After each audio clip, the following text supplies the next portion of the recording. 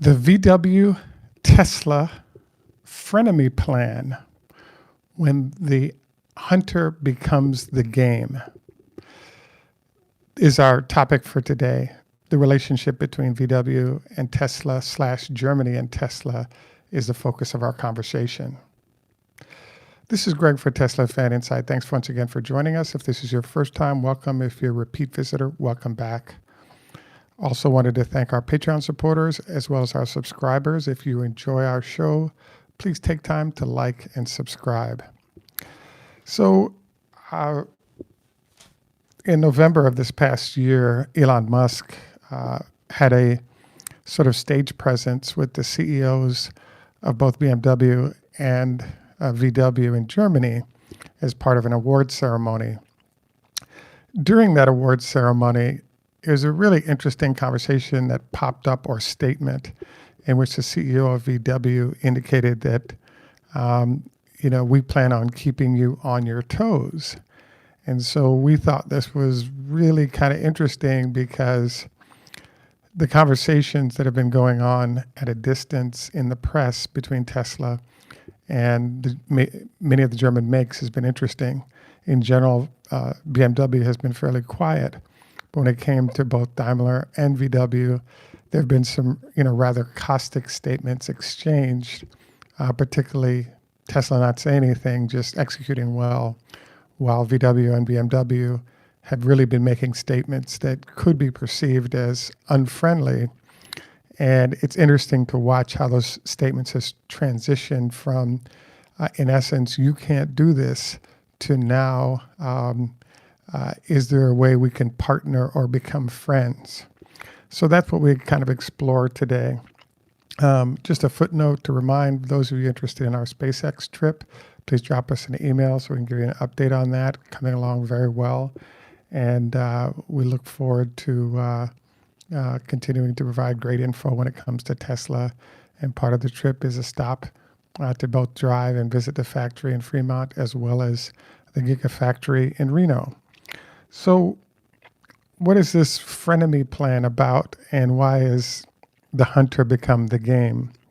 Well, as you know, there's a bunch of data points that have been coming out. Let's give you some samples. Number one, VW only sold 2,600 of its e-trons this past year after introducing it, I believe it was April or May. A relatively small number of vehicles that were purchased, and we actually forecasted that those numbers would be light, especially driven by the fact that with only 200 miles of range, having that vehicle in cold climates could be a very difficult proposition for owners, especially given you have to spend a base price with adding tax to $78,000 is a whole lot of money.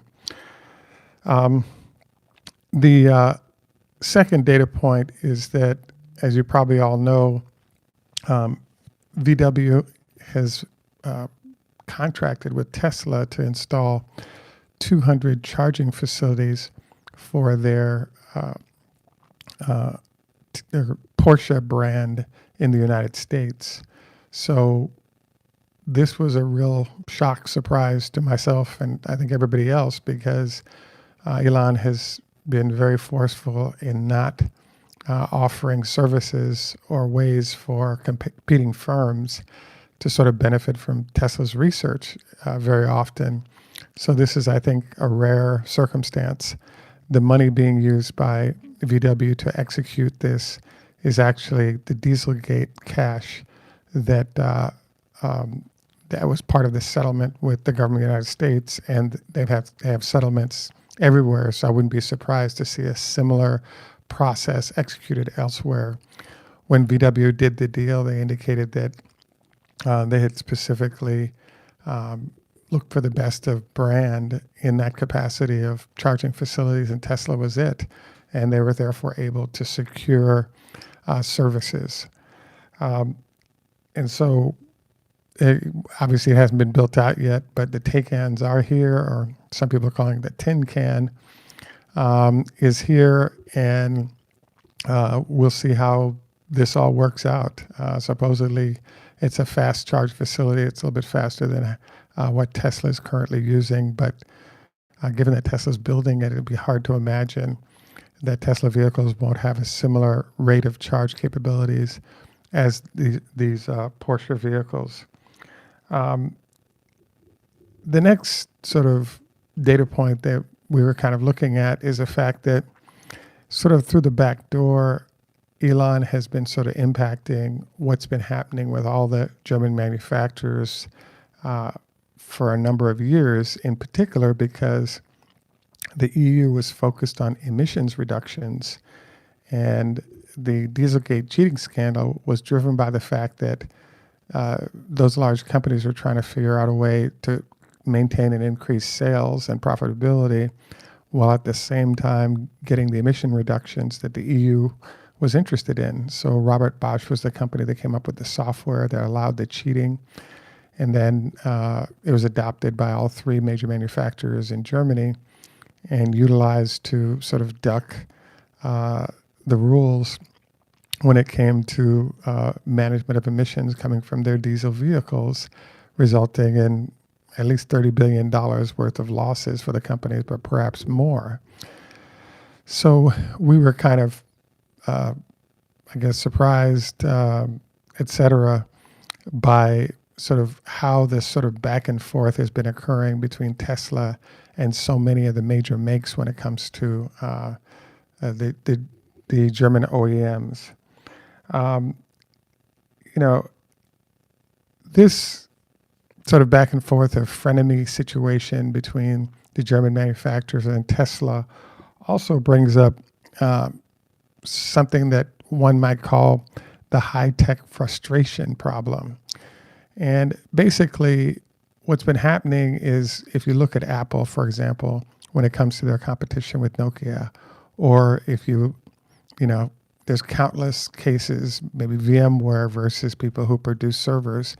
There are all these ways in which the next generation of technology, while coming out the gate, looks like a very bad idea that's about to get crushed, and then ends up sort of turning around and sort of biting the establishment.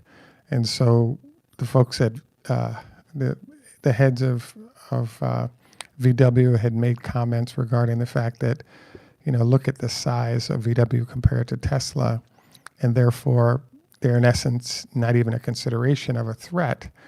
And so that sensation of being sort of willing command of the space and not feeling threatened by Tesla has really shifted now that Tesla is outselling all of the OEMs' top-end vehicles combined on an annual basis in Europe. So now we're in a situation where instead of Tesla sort of fighting for its life, it's hiring people while those major OEMs are being forced into a position of getting rid of folks as they try to make the transition to be competitive in the electric space. So sort of the latest iteration was the beginning of this show when I talked about, I was kind of surprised to hear the head of VW make a comment that they would keep Tesla on their toes. And there are a whole bunch of reasons why this comment for me was strange / interesting. Number one, it was thought by now, and we're in 2020, heading for 2021, that the amount of cash that VW and others could put against the problem would allow them to easily slam Tesla. In particular, Bob Lutz's comments regarding all those new models from different manufacturers arriving and those models making life very miserable for Tesla. The latest iteration, by the way, of the GM example of the Make Life Miserable for Tesla program is they just announced a new electric truck that'll be on the Hummer platform, and it's going to have 200 kW of batteries, or kWh of batteries. And it sounds brilliant because in theory that gets you the 400 miles you need, because 100 was getting you, in theory, 100 miles of range. The question mark, though, that pops up is, how much is that thing going to cost? Because if your batteries alone are running $80,000 plus, I have to put a top on the car, et cetera. So that smells like a $150,000 to $200,000 SUV. And that's a whole lot of cash to spend to in terms of the size of the market for that price point on an SUV seems to be quite small. But I guess we'll find out once GM comes out with it how realistic this is. So, you know, the next sort of issue that sort of lurks here is, VW has gone from the we're going to hunt and take you out into they're being hunted by Tesla. And this references the concept when the hunter becomes the game. So as Elon opens up a factory in Germany and starts producing, you now see this hunter becoming the game phenomenon from another angle, where there are a lot of consumers in Germany that won't touch Tesla vehicles because manufacturing is not done in country. Now that Tesla enters, they're all of a sudden some of the wealthiest sort of Europeans. They're going to have a difficult decision to make. The car is being made relatively close to where they live, and they might even know people that work in the plant. So the prohibition from buying Tesla products that might exist is all of a sudden going to start melting away. And this further puts pressure on the European OEMs to respond effectively to the electric threat that Tesla represents.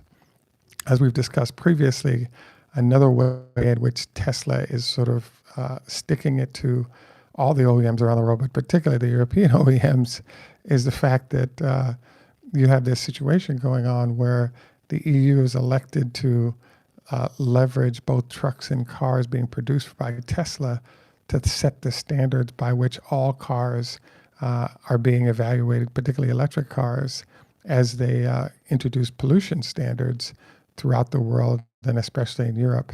We know that both in China and in Europe, there are really aggressive pollution goals that Tesla is helping them meet.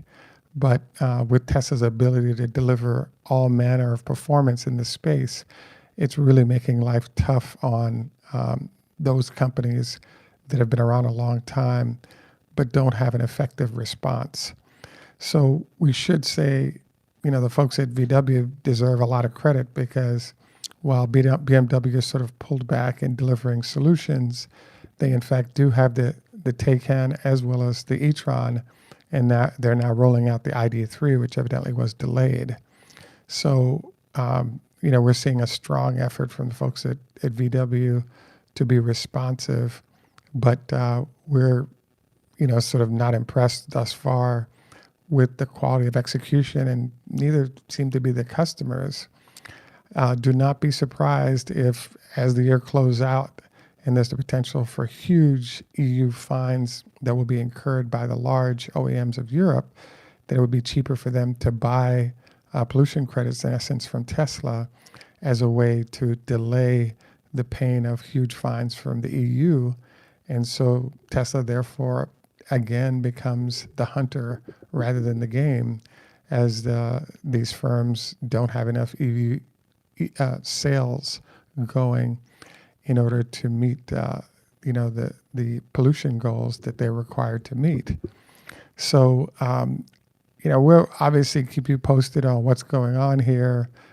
Clearly Daimler's in this mix as well, but it's a really interesting situation to have companies with as much money as VW and Daimler have to play with not be able to respond effectively to the Tesla threat. You could argue that, in particular, will the OEMs around the world, including the German ones, take on the discipline that Tesla has talked about of first principles of physics? Because a lot of the decisions Elon has been making are very consistent with how first principles might operate. And until now, those OEMs seem to have been trying to avoid first principles, and now it's coming back to become a big problem. So in this case in particular, Elon went through the problems that they had trying to get enough batteries to build 1 million cars worth of electric vehicles, and the answer was that was not available. So they had to plan B it and go ahead and build their own gigafactory in order to get the batteries they needed because there's a huge problem with global supply of batteries to service their needs. So it's amazing to watch this global supply of battery shortage as it's being transitioned from laptops and computers into automobiles, and the fact that the large companies who thought they could easily source that part are now having to go through the years-long process of building new factories to create their own battery supplies. And there's a possibility that the supplies created might be eclipsed by newer technology developed by Tesla and others while that stuff is being built. So it ends up landing in the potential for there to be a colossal nightmare here. So we look forward to keeping you posted on this. It's an amazing thing to watch huge companies start to lose share, volume, money, sales to smaller companies like this. But it's kudos to Tesla in their process. The one last thing that we wanted to sort of roll into as a dialogue today is news just came out from China that Tesla, because of supply chain challenges, has decided to install its older autonomous driving computer versus the newer one in its Chinese branded vehicles. And then the plan is to swap those out as soon as they can get supply going for that part. The initial comment you could make is it's a bad or ugly thing, but consumers are getting cars, and the fact that they're getting cars is actually a good thing because that adds to the bankroll of Tesla in a form of revenue, profit, and sales that are difficult to come by for a lot of companies that have been shut down a lot given the coronavirus challenges in China. So congrats to Tesla and their ability to still get cars out, as well as direct delivery to their customers of those vehicles.